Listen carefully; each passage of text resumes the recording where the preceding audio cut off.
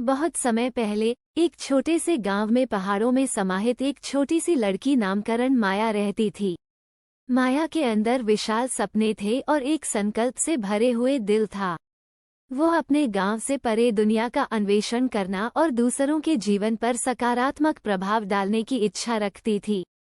हालांकि माया के सामर्थ्यों के सामने कई बाधाएं आईं। उसका परिवार गरीब था और गांव के लोग अक्सर उसके सपनों को नकारते थे। उसे कहते थे कि वो असंभव चीजों की जगह अपने ध्यान को व्यापारिक मुद्दों पर केंद्रित करे।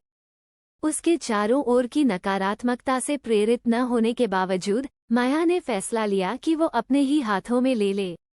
वो गांव में होने वाले विभिन्न नौकरियों से कमाई के पैसे को बचाना शुरू कर दिया। उसने अपने खाली समय में पुस्तकों को पढ़ते और दूसरे लोगों के जीवन के बारे में जानकारी हासिल करने में बिताया। एक दिन माया के दरवाजे पर एक मौखिक ऐलान आया।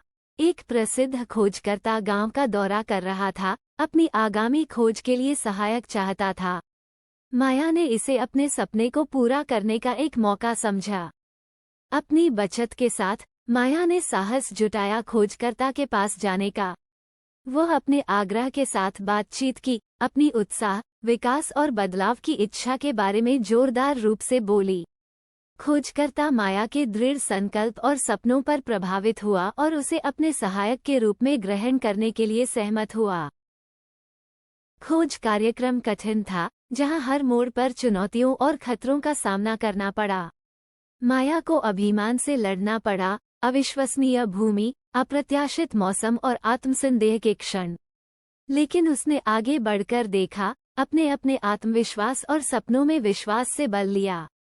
जैसे जैसे यात्रा बढ़ती गई, माया ने अपना असली उद्देश्य खोजा।